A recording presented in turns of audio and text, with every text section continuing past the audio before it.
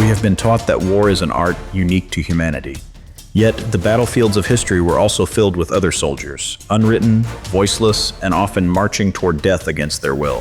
When the raw power of nature was combined with human ingenuity, some of the most terrifying weapons in history emerged. Today, we embark on a journey through 10 of the most unusual military tactics ever recorded. These are wars won not by swords and shields, but by claws, venom, and fire.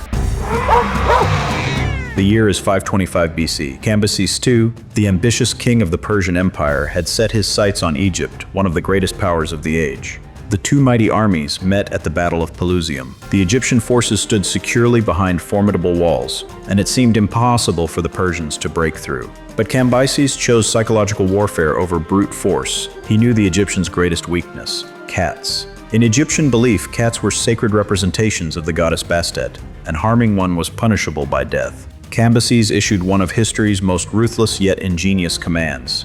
Persian soldiers tied live cats to their shields, while large numbers of cats were driven in front of the advancing army. As Egyptian archers prepared to release their arrows, they saw the sacred animals standing before them. If they fired, they risked killing creatures revered by their gods. Their religious convictions paralyzed them. Unable to launch an effective defense, the Egyptian army surrendered. The Persians had brought an empire to its knees not with swords, but with cats. Yet intelligence in warfare was not limited to exploiting religious beliefs. Sometimes deceiving an entire army required only a few animals. In 217 BC, Hannibal Barca, Carthage's greatest commander and Rome's worst nightmare, found himself trapped in a narrow valley in Italy by the forces of Fabius Maximus. The Romans had secured the exits and planned to destroy Hannibal's army at dawn, but Hannibal had no intention of surrendering. Under cover of darkness, he gathered around 2,000 oxen. Dry branches and torches were tied to their horns. Later that night, the torches were lit and the animals were driven up the surrounding hillsides. Roman sentries saw thousands of moving lights climbing the slopes and assumed Hannibal's army was attempting an escape in that direction. They abandoned their positions and rushed to intercept the perceived retreat. While the Romans chased burning oxen through the mountains, Hannibal's real army quietly slipped through the valley and escaped. That night, a herd of cattle saved an entire army. Of course, animals often played a far more direct role on the battlefield. War elephants were the tanks of the ancient world. Yet every weapon has a weakness. Around 275 BC, King Pyrrhus brought war elephants to Italy in his campaign against Rome. Roman soldiers initially found themselves helpless against these enormous beasts until they discovered something unexpected. Elephants were terrified of the screams of pigs. The Romans turned this discovery into a brutal tactic. Pigs were coated with pitch, set on fire, and driven toward the enemy lines. As the burning animals ran across the battlefield, shrieking in agony, they plunged into the elephant formations. Panic erupted. The elephants threw their riders, turned around, and trampled their own troops. A handful of small pigs had neutralized the most fearsome war machines of the ancient world. Yet sometimes, the fate of a battle was decided not by large animals, but by creatures so small they were difficult to see. Let us travel to medieval Japan.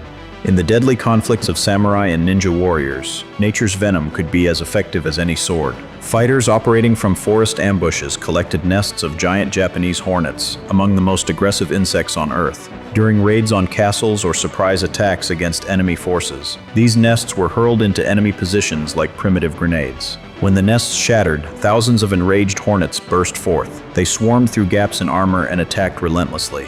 Soldiers abandoned their positions, not to escape swords, but to flee the stings. Entire engagements could be decided by insects.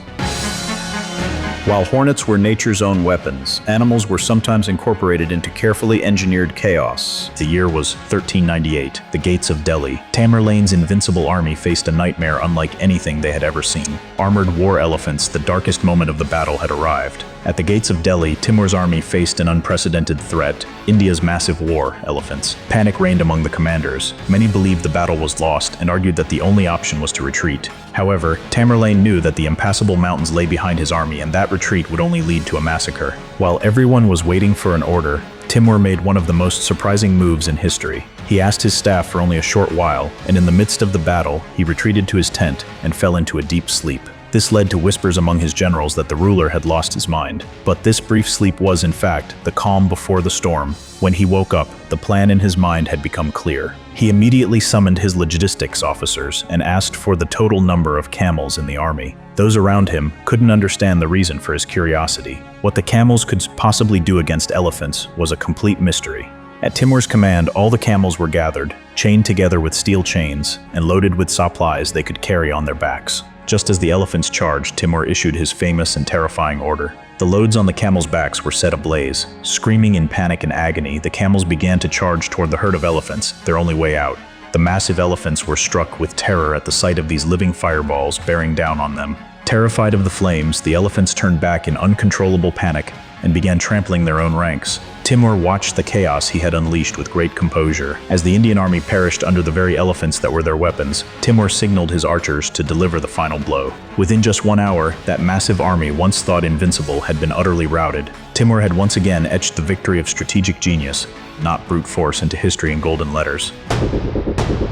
But elephants were not always defeated by fire. At the Battle of Zama in 202 BC, the Roman commander Scipio Africanus had to confront Hannibal's renowned war elephants. Rather than using animals or fire, Scipio relied on discipline and tactical planning. Instead of arranging his troops in tightly packed formations, he left wide corridors between units.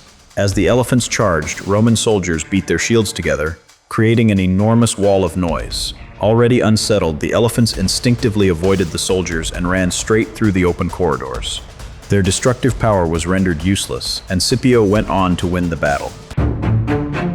History also records battles in which large animals were used to establish psychological dominance over other animals. At the Battle of Thimbra in 547 BC, Cyrus the Great faced the formidable cavalry of King Croesus of Lydia. The Lydian horsemen seemed unbeatable. However, Cyrus's generals noticed a curious fact.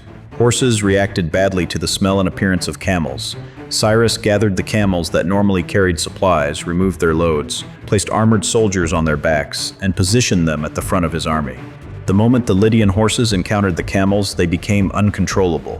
Horses reared, threw their riders, and scattered in panic. Without suffering a single sword strike, the famed Lydian cavalry collapsed amid all this chaos. One animal fought alongside humans with unwavering loyalty and ferocity. The dog, in ancient Greece, particularly during the 5th century BC, massive Molossian war dogs were widely employed. These animals were the ancestors of modern mastiffs.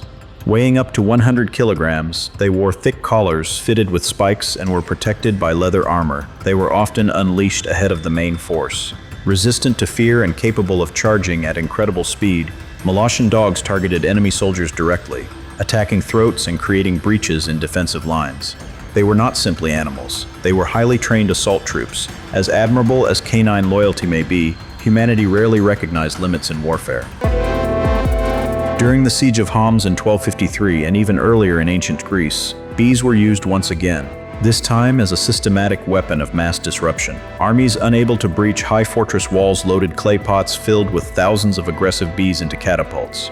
When the pots sailed over the walls and shattered inside the fortress, chaos followed.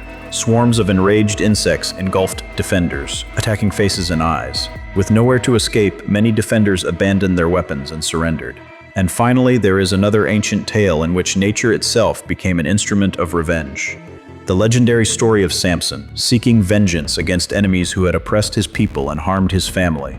Samson devised a strategy not of direct combat, but of total economic destruction. He captured 300 foxes, tied them together in pairs by their tails, and fastened burning torches between them. Driven mad by pain and panic, the animals ran through enemy wheat fields, olive groves, and vineyards. In a single night, the food supply of an entire region was reduced to ashes. No blood was spilled, yet famine proved sharper than any sword. Elephants, camels, pigs, bees, dogs, and cats. Throughout history, humanity has not only disrupted the balance of nature, but has repeatedly drawn animals into its struggles for power, turning them into living weapons. For these silent soldiers, there were no victories to celebrate, no medals to receive, and no heroic epics to immortalize their sacrifice. They were merely tools in humanity's endless pursuit of dominance. As we read about brilliant strategies and legendary battles today, we should also remember those nameless soldiers, the innocent and wild children of nature who lost their lives in wars they never chose to fight.